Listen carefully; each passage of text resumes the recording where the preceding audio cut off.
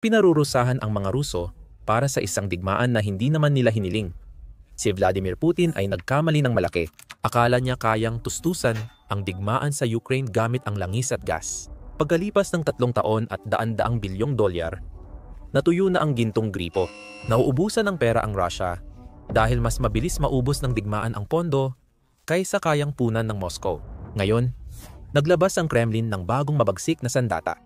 Hindi laban sa Kyiv, kundi sa sarili nilang mamamayan. Ano ang bunga? Isang pinansyal na dagok na nagbago sa pitaka ng mga Ruso bilang bagong larangan ng labanan. Ang pag-uusapan natin ngayon ay isa sa pinakamapaminsalang kaso ng sariling pagkawasak sa digmaang ito. Magsimula tayo. Ang krisis na ito ay nag-ugat sa isang simpleng katotohanan. Nauubusan na ng pera ang Rusya ngayon. Bilyon-bilyong dolyar ang nawawala bawat buwan dahil sa tangke, rocket at sweldo ng sundalo. Ang inaasahang mabilis at isang panig na pananakop ni Putin ay nauwi sa isa sa pinakamahal na kampanyang militar sa makabagong kasaysayan. Nagsisimula ng maramdaman ang sakit sa ekonomiya. Matagal naging komportable ang Russia dahil sa imperyo ng langis at gas. Ang mga export na iyon ang nagbayad para sa lahat mula sa mga kalsada, paaralan, ospital, pensyon, at maging sa walang katapusang mga pangakong pampolitika. Mataas pa rin ang presyo ng enerhiya, kaya gumagana ang sistema. Pero hindi naging maayos si Putin. At ngayon, natutuyo na ang ginintuang gripo na iyon. Simula nang ipataw ang mga parusa sa Kremlin, bumaba ng halos 1/4 ang kita ng Russia sa langis. Nalubos na nagpapababa sa pondo ng bansa. Halos biglang tumigil ang Europa, dating pinakamalaking mamimili ng Moscow, sa pagbili. Ngayon, napipilitan ang Russia na ibenta ang kanilang krudo sa China at India ng may malalaking diskwento. Minsan umaabot ang dolyar, 30 hanggang dolyar, 40 na mas mababa kaysa sa pandaigdigang presyo, para lang manatiling dumadaloy ang pera. Ang ibig sabihin ng lahat ng ito ay hindi na kasing dami ng dati ang pera ng Russia na pwedeng gastusin. Hindi tulad ng ilang taon na ang nakalipas. Mas malala pa, ang bagong lifeline ay parang tali na. Habang mas umaasa ang Moscow sa Beijing sa pagbili ng langis at gas, nawawalan sila ng kontrol dahil China na ang nagdidikta ng diskwento, ruta, at uri ng bayad. Tahimik nang nagiging tagapagtustos ang dating imperyong enerhiya sa mga kondisyon ng Beijing. Kahit limitado ang merkado, tuloy pa rin ang bentahan ng Russia ng langis sa China, India, at sino mang tatanggap. Anuman ang presyo. Nakakalungkot. Parang nakikita mong isa-isang sinasangla ng mayamang tiyahin ang alahas niya. Nabebenta pa ang langis, pero lumiit na ang kita. Parang unti-unting pagdurugo ito. Habang lumiit ang kita sa pipeline, lumaki naman ang gasto sa digmaan. Pinakamalaki ngayon ang budget ng depensa ng Rusya mula noong bumagsak ang Soviet Union. At patuloy pa itong lumalaki. Noong nakaraang taon, umabot ito sa 13 trilyong rubles o dolyar, 146 bilyon. Iyon ay halos 1/4 ng lahat ng gastusin ng gobyerno. Mas mataas ang gastos ng Moscow sa militar kaysa pinagsamang pondo para sa kalusugan, edukasyon at serbisyong panlipunan. Isang nakakabaliw na katotohanan. Bawat misil sa Ukraine ay nagdudulot ng butas sa pananalapi ng kanilang bansa. Tulad ng inaasahan sa Rusya, tinatakpan ng Kremlin ang mga pagkukulang sa pamamagitan ng kumpiyansa. Ipinagmamalaki ng mga opisyal ang matatag na ekonomiya ng Rusya, pero iba ang ipinapakita ng mga numero. Kalahati ng halaga ng ruble ang nawala simula nang magsimula ang pananakop. Mahigit 8% ang inflasyon. Ngunit nahuhuli pa rin ang tunay na sahod. Ang presyo ng tinapay, asukal at itlog ay tumaas ng 20 o 30% mula bago ang digmaan. Habang lumalayo ka sa Moscow, lalong lumalalala. Para sa mga karaniwang Ruso, nangangahulugan ito ng araw-araw na pagsisikap na paubos ang halaga ng sahod. Habang tumatagal, mas napupunta ang kita sa pagkain at tumataas ang bayarin sa kuryente at tubig. Itinuturing ng luho ang mga gastusin tulad ng pagkumpuni ng sasakyan o gamot ngayon. Ang sakit ay hindi biglaan o dramatiko. Tahimik ito, tuloy-tuloy, at nararamdaman kahit saan. Nararamdaman ito ng tao kapag nagpapakarga ng gasolina, namimili ng pagkain, o nauubos ang ipon. Dahil dito, mahirap ang buhay sa Rusya ngayon. Ngunit hindi lahat ng tao ay pareho ang nararamdaman. Sa Moscow at St. Petersburg, mukhang normal pa rin ang buhay. Puno pa rin ang mga cafe, bukas ang mamahaling tindahan, at may dagdag sahod mula tulong ng gobyerno para panatilihing kalmado ang kabisera. Pero paglabas mo sa malalaking lungsod, nawawala ang ilusyon. Sa Buryatsia, Dagestan at Kemerovo, kulang ang sahod para sa pagkain at gasolina. Ang lumalaking pagkakahating ito, na madalas tawaging dalawang Rusya, ay isa sa pinakamapanganib na bunga ng krisis na ito. Pinapakita ng Kremlin ang lakas sa makikintab na lungsod, habang pasan ng mga rehiyon ang bigat ng digmaan, buwis, at sa pilitang sundalo. Sa kabila ng babala at hirap ng tao, tuloy pa rin ang gastos ng Moscow na parang wala silang problema sa pananalapi. Bilyon-bilyon ang ginagastos sa kontrata ng militar, bayad sa nasugatan, at muling pagtatayo ng mga teritoryong kontrolado ng Rusya. Mas mabilis mauubos ang pera ng bansa sa digmaan kaysa sa kita nito. Pagtapos ng 2024 umabot sa mahigit 19 na trilyong rubles ang kakulangan sa badyet ng Rusya. Mas malala ngayon ang kakulangan. Umabot na ito sa 57 trilyong rubles o 70 bilyon ngayong taon. Yan ay 26% ng gross domestic product. Ginamit ng Moscow ang malikhaing accounting para itago ang laki ng kakulangan sa pananalapi. Ang gastusin sa militar ay tinatago na ngayon sa malabong mga budget tulad ng pambansang proyekto o inisyatibang infrastruktura. Ang pondo para sa mga misil ay suporta sa construction.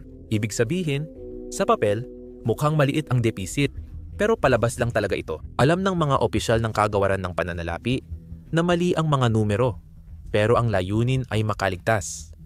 Hindi katumpakan, kaya dahil hindi na kayang bayaran ng langis ang mga gastusin, naging hindi na maiiwasan ang susunod na hakbang ng Kremlin. Lumapit sila sa mga tao, sa halip na bawasan ang paggastos. Ang bagong estratehiya ng Moscow ay napakasimple at brutal. Kung hindi sapat ang kinikita ng ekonomiya, kunin na lang ang mas marami mula sa mga hindi kayang lumaban. Doon nagsimula ang lokal na pagtaas ng buwis. Sa una, tila walang masama sa mga pagbabagong ito. Tinawag ito ng mga opisyal na pagsasaayos sa budget. Pero ang ibig sabihin ay kukuha sila ng mas marami sa inyong pera. Tumaas ang buwis sa korporasyon mula 20% hanggang 25%. Ang unang malaking pagtaas sa mahigit isang dekada. Ipinakita ito ng gobyerno bilang makabayan.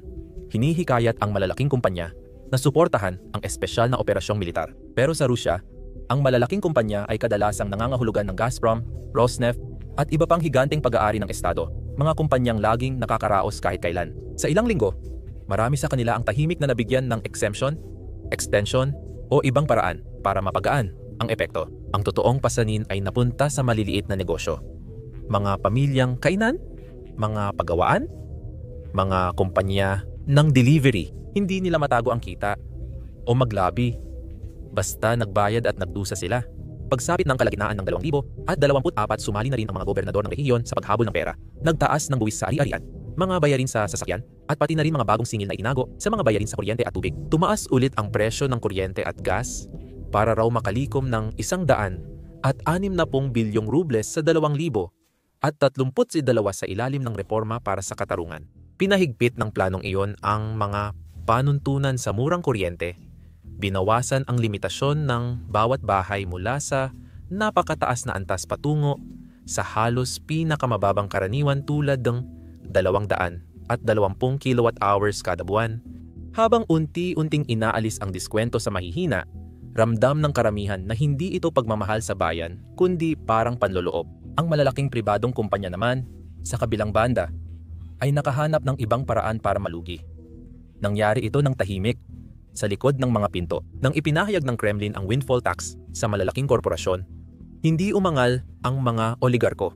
Nilipat lang nila ang kita nila sa iba. Maraming kumpanyang Ruso ang tahimik na nagparehistro muli sa Dubai, Armenia, at Kazakhstan. Lahat iyon ay ganap na legal, pero lubos ding nagpapakita ng tunay na kalagayan. Kahit ang mga higanteng konektado sa estado ay nagsimulang ilipat ang pagmamay-ari gamit ang mga proxy para protektahan ang kanilang sarili mula sa biglaang pangongolekta ng buwis. Para sa iba, hindi sila maswerte. Sa Rusya, lalong tumaas ang gastos sa araw-araw dahil tinaasan ng estado ang buwis para sa digmaan. Tumaas ng 12% ang singil sa kuryente sa maraming rehiyon. Lalo na tuwing taglamig, tumaas ang presyo ng gasolina kahit nagbebenta ang Rusya ng mas murang langis sa ibang bansa. Ang pagtaas ay dahil sa excise tax, kulang na subsidiya, at gastusin sa lohistika, hindi dahil sa global market trends. Pagsapit ng unang bahagi ng 2024, hindi na maikakaila ang mga naging epekto. Bumagsak ang maliit na negosyo index ng Rusya sa 2 taong pinakamababa. Halos kalahati ng kumpanya nag-ulat ng pagkalugi sa kita. Bumaba ng 8% ang tingyang benta na nagdulot ng malaking bawas sa ekonomiya. Pinakamataas sa 5 taon ang pagsasara ng negosyo. At 4 sa bawat 5 aplikasyon ng pautang ay tinanggihan ng mga bangko. Tahimik nang naging permanente ang pansamantalang dagdag bayad dahil sa digmaan. Kahit ang mga driver ng taxi na siyang pintig ng bawat lungsod sa Rusya ay ramdam ang paghihigpit, naipit sa tumataas na presyo ng gasolina at mga bagong bayarin sa lisensya. Hindi lang pera ang ginagamit ng digmaan, pati ekonomiya ay naaapektuhan.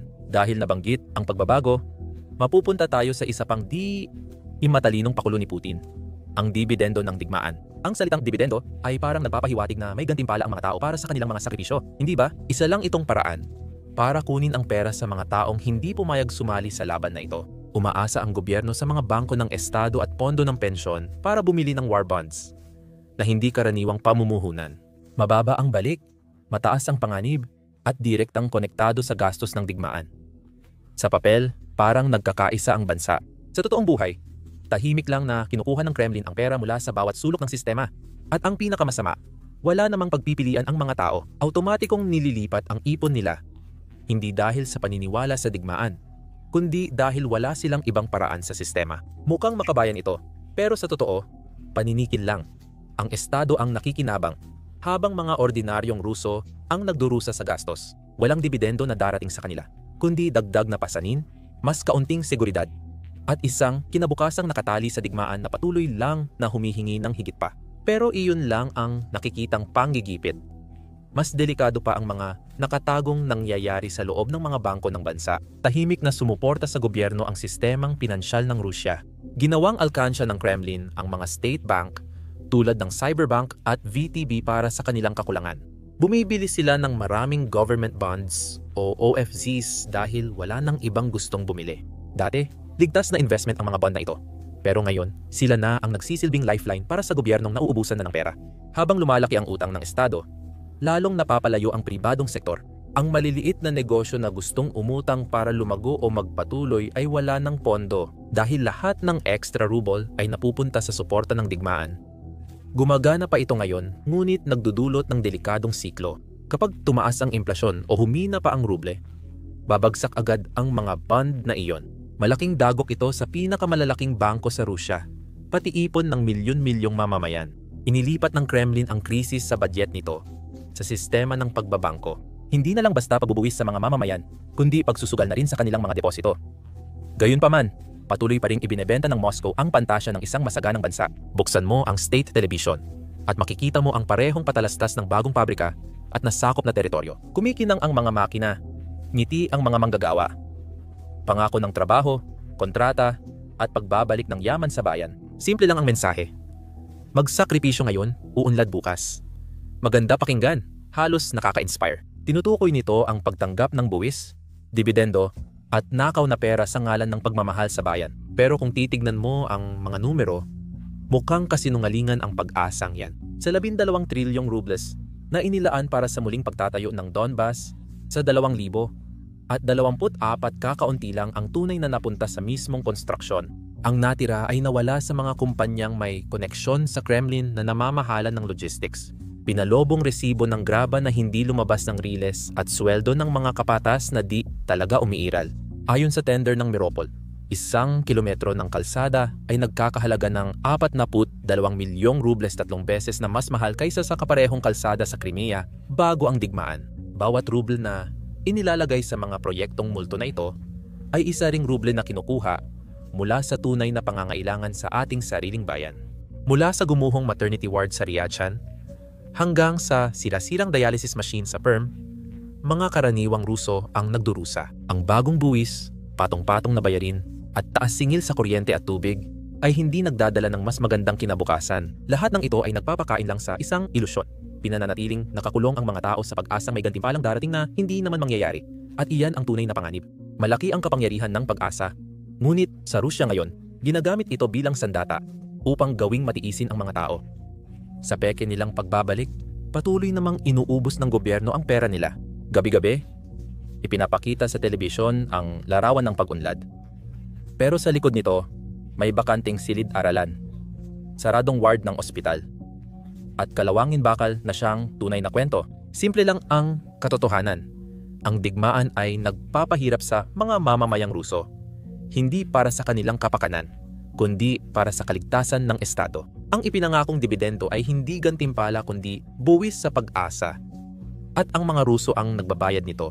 May tubo pa, lalong bumibigat ang pasanin dahil humihina ang serbisyong pampubliko at tumataas ang gastos sa kalusugan. Tuloy ang pagtaas ng presyo sa pribadong klinika, habang kulang pa rin sa mga pangunahing supply tulad ng benda at antibiotiko ang mga ospital.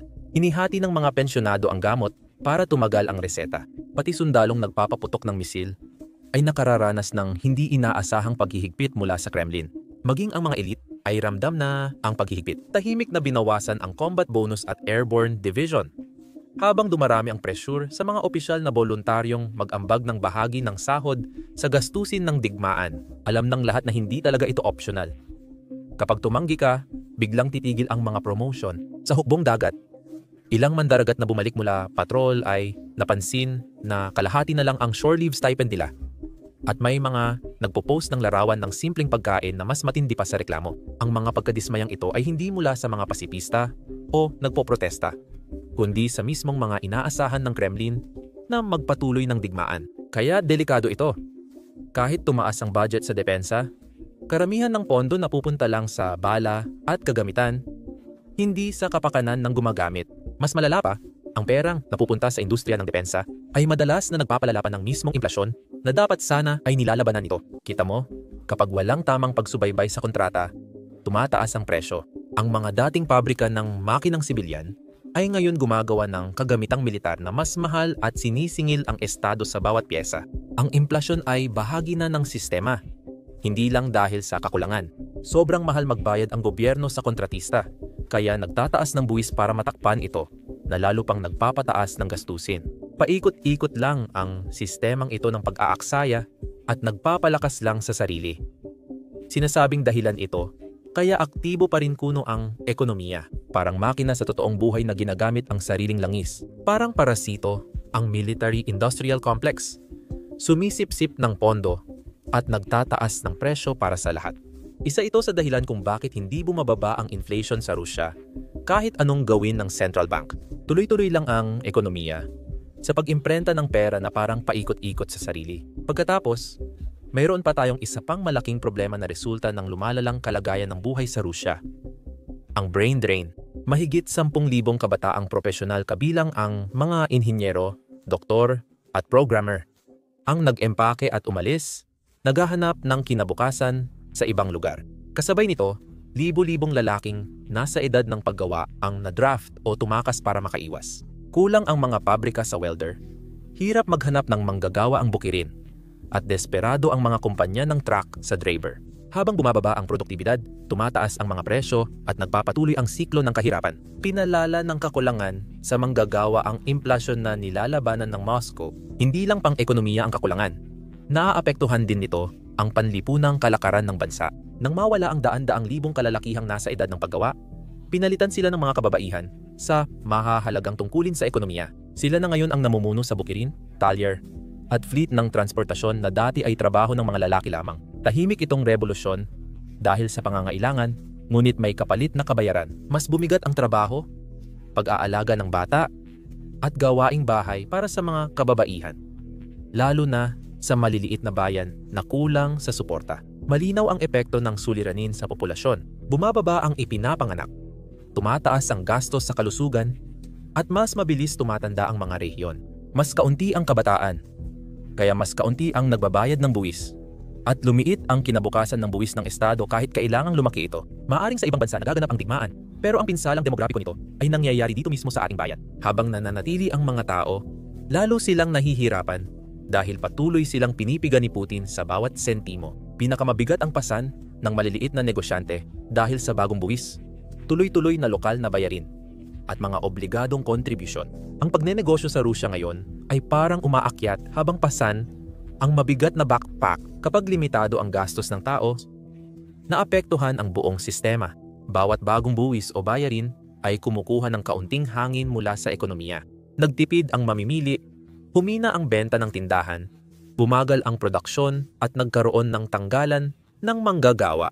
Mas maliit na sahod ay nangangahulugan ng mas mababang kita sa buwis na, nakakabaliw man isipin, ay nagtutulak sa gobyerno na higpitan pa lalo ang paniningil. Sabi ng mga ekonomista sa Reuters, nahulog na sa bitag ng buwis ang Russia. Dahil bumababa ang kita sa langis, tinataas ng estado ang buwis ng mga tao. Pero dahil dito, nababawasan ang paggastos, lumiit ang kita, at nagkakaroon ng masamang siklo na mabilis na nagpapababa sa gross domestic product. Ngayong ika-4 na taon ng digmaan, ang mga karaniwang Ruso ay nasa frontline. Ang 2026 budget ay tinalikuran ang katatagan at umasa sa bagong buwis at malalaking bawas. Maliban sa mga sandata, mabagal itong siklo ng pagkawasak. Habang mas marami ang kinukuha ng Moscow, mas kaunti ang natitira sa susunod. Dahil dito, ang pagkadismaya ay tahimik na lumilipat sa gray na ekonomiya. Maraming Ruso ngayon ang hindi opisyal na nagtatrabaho bilang tutor, tagapag-ayos o online seller. May gumawa pa ng pekeng kumpanya para makaiwas sa buwis. Alam ng estado pero nagbibingi-bingihan. Kung payitingin pa nila ang paghihigpit, lalo lang lulubog sa ilalim ng lupa ang natitirang bahagi ng ekonomiya. Tinatayang 15-20% ng gross domestic product ng Russia ay dumadaan sa hindi opisyal na paraan. Ang tunay na krisis ay hindi lang ekonomiya, kundi pati psikolohikal. Wala nang tiwala ang mga tao sa patas na sistema. Nakita nila na ang pansamantalang buwis ay nagiging permanente at ang makabayang tungkulin ay nauuwi sa bagong bayarin. Alam nila na hindi matatapos agad ang digmaan, kaya ibig sabihin, hindi rin matatapos ang mga buwis. Kapag nawala ang tiwala sa estado, nagsisimula ang mga tao na mamuhay sa labas nito. Iyan ang tunay na panganib para sa Kremlin. Hindi galit na mga tao sa kalsada, kundi tahimik na paglayo. Milyon-milyong mga Ruso ang natututo kung paano mabuhay nang wala ang kanilang gobyerno. Isang sideline o diskarte sa bawat pagkakataon. At kapag nangyari na iyon, kahit gaano pa karaming bagong buwis ay hindi na kayang punan ang iniwang puwang. Hindi lang ekonomiya ang naapektuhan, kundi pati kultura rin. Bumabalik ang mga tao sa isang lumang ritmo. Isang bagay na parang pamilyar sa sinumang nakakaalala ng huling mga taon ng Unyong Soviet. Sa panlabas, nakikisama ang lahat. Binabayaran nila ang dapat bayaran. Inuulit ang tamang mga slogan at nagpapanggap na gumagana pa rin ang sistema. Sa pribado, tinatawanan, niloloko o binabaliwala nila ito. Mas mabilis kumalat ang tahimik na sinisismo kaysa protesta. Kapag wala nang naniniwala na may halaga ang mga patakaran, nagiging paraan ng pagharap ang korupsyon. Hindi na ito isang krimen. Pinapatay ng ganitong pag-iisip ang pagiging maagap. Bakit pa magsimula ng negosyo kung masyadong bubuwisan o aagawin lang ng may koneksyon? Bakit ka pa magbabago kung magdudulot lang ng panganib ang tagumpay mo? Kaya ng ekonomiya lagpasan ang parusa, inflasyon at digmaan. Pero hindi ito mabubuhay kung hihinto ang mga tao. Mahalaga ang pagsisikap. Ngunit ang tahimik na pagbagsak ay hindi nakikita sa mga numero. Habang nababawasan ang mga opsyon at hindi na natutugunan ng buwis ang target, mabilis na uubusan ng solusyon ang Kremlin. Ang pondo ng kayamanang pambansa ay mabilis na nauubos sa nakakabahalang bilis. Noong 2024, halos 30 bilyon ang ginastos para sa kakulangan sa langis at gastusin sa militar. Ang pag-imprenta ng dagdag na ruble ay nagbigay ng oras, ngunit may kapalit. Tumaas ang mga presyo, nawala ang mga ipon, at nagsimulang mabawasan ang tiwala sa pera. Bumagsak din ang kinabukasan ng Rusya. Dahil sa pangangailangan, napilitan ang Kremlin isugal ang mga ari-ariang dati ng ipinangakong hindi gagalawin. Sa ilalim ng yelo sa Arctic ay matatagpuan ang huling hindi pa nagagalaw na reserba ng langis ng Rusya. Isang napakalaking taguan ng bilyon-bilyong bariles na naitala na sa kahabaan ng continental shelf. Matagal nang ipinagmamalaki ng Moscow na kaya nilang paunlarin ang mga lugar gamit ang sariling icebreaker at rigs bilang patunay ng talino ng mga Ruso at pagsuway sa mga parusa. Pagdating ng 2024, hinarap na nila ang katotohanan. Ang tanging kumpanyang kayang mag-drill sa temperaturang -40, isang joint venture kasama ang isang Norwegian na kumpanya na may parusa, ay tumigil dahil sa kakulangan ng mga pyesa. Nagyelo sa pwesto ang mga rig, kaya napilitan ang Moscow na harapin ang isang magastos na pagkaantala na hindi nito kayang baliwalain. Upang agad masolusyonan ang problema, gumawa ng kakaibang hakbang ang Kremlin. Ibinenta ang exploration license sa malalaking kumpanya ng estado ng China, kapalit ng mabilisang pera. Malaki ang naging kapalit ng perang iyon. Ngayon, hawak na ng Beijing ang malaking bahagi ng bawat bariles at may veto power sa mga ruta ng export. Nananatili ang mga kontrata sa pagbabarena ng mga kumpanyang Ruso. pero napunta na sa silangan ang kita. Ang dating mahalagang yaman ng soberanya sa enerhiya ay naging mabilis na automated teller machine ng Kremlin. Bawat bariles na maibenta ngayon ay hindi na mabubuwisan ng Rusya sa hinaharap. Panandali ang kita, kapalit ng pangmatagalang kontrol. Ang pagbebenta ng kinabukasan para sa kasalukuyang gastos ay isang buwis na babayaran ng mga susunod na henerasyon. Gayunpaman, kahit sa lahat ng ito, hindi pa rin natatakpan ang ginagastos ng Rusya. Habang nauubos ang pera sa Arctic, lumapit ang Moscow sa dating kaalyado para humingi ng tulong. Sa mga nagdaang taon, ang grupo ng Brazil, Russia, India, China, South Africa ay tumulong sa pamamagitan ng mga pautang at swap na parang kaligtasan. Ngunit lalo lang nitong hinigpitan ang lubid. Nagbigay ang bagong Development Bank ng Shanghai ng 12 bilyon para sa infrastruktura. Ngunit napunta ito sa mga tren na nagsusuplay sa harapan at supply chain ng bala. Dumating ito bilang yuan at rupees na nakatali sa mga kontrol na halos imposibleng gastusin sa labas ng grupo. Muli, ang ibig sabihin nito ay dehado na naman ang Russia. At parang hindi pa sapat yon. Ibinigay ng Russia ang veto sa mga ruta ng pipeline. At kapag bumabasa up sa 70 kada bariles ang presyo ng langis, China na ang may kontrol. Alam mo na kapag nagbibigay ka ng walang kwentang kasiguraduhan, nagsisimula ng mag-alinlangan ang pandaigdigang demand. Pinalalalim ng India ang ugnayang ekonomiya nito. Tuloy ang pagbili ng diskwentong Urals crude mula Russia para mabawasan ang pagdepende sa United States dollar. Noong Marso, inaprubahan ng Reserve Bank of India ang 400 milyon na swap line para suportahan ang kalakalan ng ruby-ruble na nagpapahintulot sa mga bangko sa India na gawing mas madali ang mga bayad at magbukas ng mga espesyal na rupee account. Tumulong ang hakbang na ito na iwasan ang sistemang pinansyal ng kanluran at nagbigay ng mas malayang bilateral na kalakalan sa dalawang bansa. Pinalaki ng India ang pamumuhunan sa negosyo ng pataba sa Rusya na aabot sa daan-daang milyong dolyar ang pondo. Tinatawag ang mga ito bilang kooperasyon sa agrikultura. Habang sinuportahan nila ang kita ng Rusya sa export, walang kumpirmadong ugnayan sa paggastos sa militar o subsidya sa bala.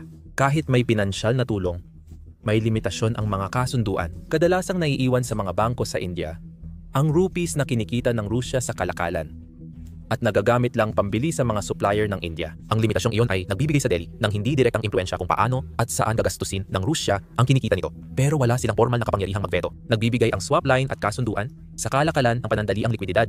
Ngunit itinatali rin nila ang Moscow sa mga kondisyon ng ibang bansa kapalit ng kalayaan sa kalakalan para manatiling buhay sa pananalapi. Sa huli, ang mga BRICS na ito ay lingguhang kasunduan, hindi taunang.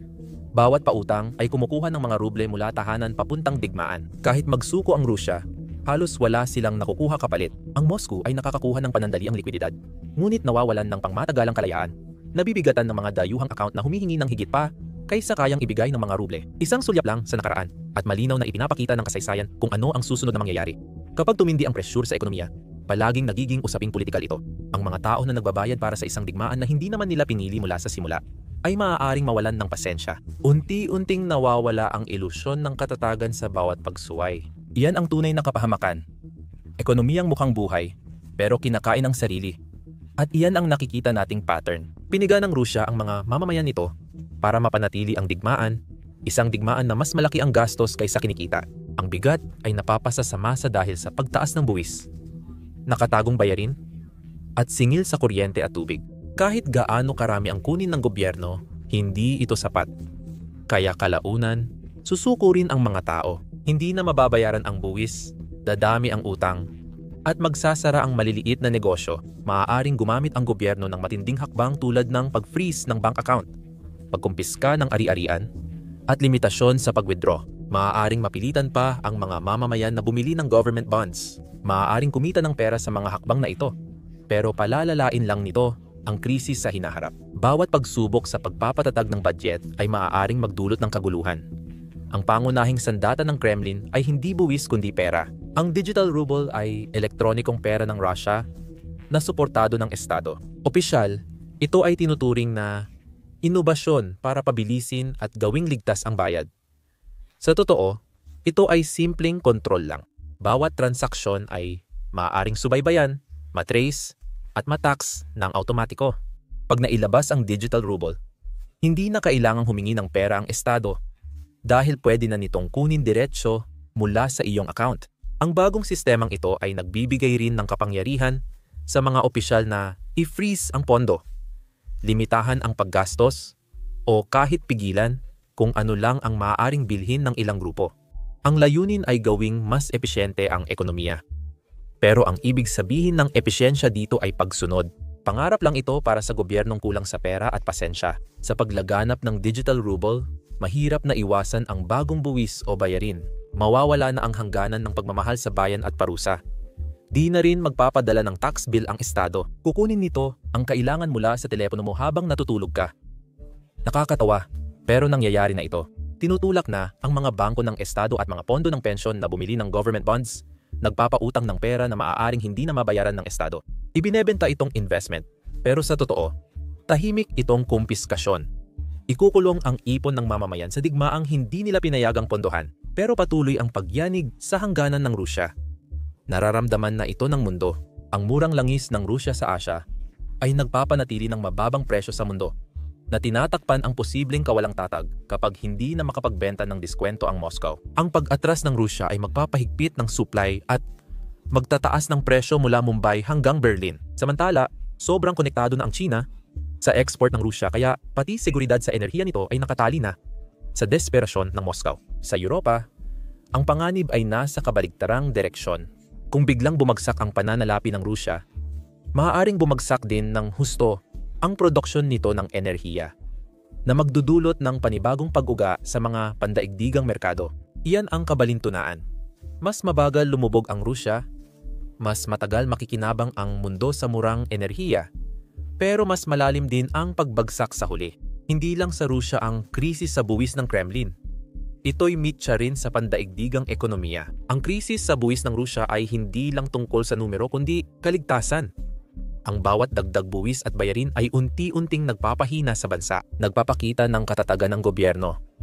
Pero nakadepende ito sa mga mamamayang kulang sa pera at pasensya. Ang tunay na labanan ay wala na sa Ukraine, nasa mga kusina, pitaka, at bank account na ito. Sa buong Rusya, nagpapatuloy ang ekonomiyang pangdigmaan. Ngunit araw-araw ay lalo nitong inilalapit ang bansa sa pagbagsak sa pananalapi, lipunan, at politika. Ang totoo, hindi basta-basta babagsak ang Rusya sa isang iglap, pero hindi na kayang baliwalain ang mga babalang palatandaan. Bumibilis ang inflasyon, paglabas ng kapital, at pag-alis ng matatalinong tao. Habang humihigpit ang gobyerno, humihina ang lipunan. Bilyon-bilyong pondo ang nilulustay sa digmaan, at tao ang nagbabayad. Sa huli, hindi na matatakpan ang agwat sa pagitan ng propaganda at ng realidad. Kung pagod ka na sa balita mula sa media ng bilyonaryo, lobbyist, o tagapagsalita ng gobyerno, tiyak magugustuhan mo ang Global Recaps. Ito ang aming libreng newsletter na nagpapaliwanag ng mga kaganapan sa mundo mula sa digmaan ng Russia-Ukraine hanggang sa aksyon ng China. Walang sponsor patalastas, sensura, o corporate na salaan. Parehong panig ay pinaikot patungo sa tweed at walang geopolitika. Yung pagsusuri na madalas iwasan talakay ng mainstream na outlet. Malaya naming sinusulat ito at sa inyo kami sumasagot. Hindi sa boardroom sa New York o Beijing. Kung gusto mo ng lugar kung saan mahalaga pa rin ang katotohanan, kung saan hindi binebenta ang mga headline, at kung saan ang mga kwento sa buong mundo ay ikinukwento kung ano talaga ang nangyari, sumali ka na sa Global Recaps ngayon. I-click mo lang ang link sa description o pumunta sa globalrecaps.com at mag-sign up. Libre. 10 segundo lang kailangan. At ito lang ang email na gusto mong buksan linggo-linggo.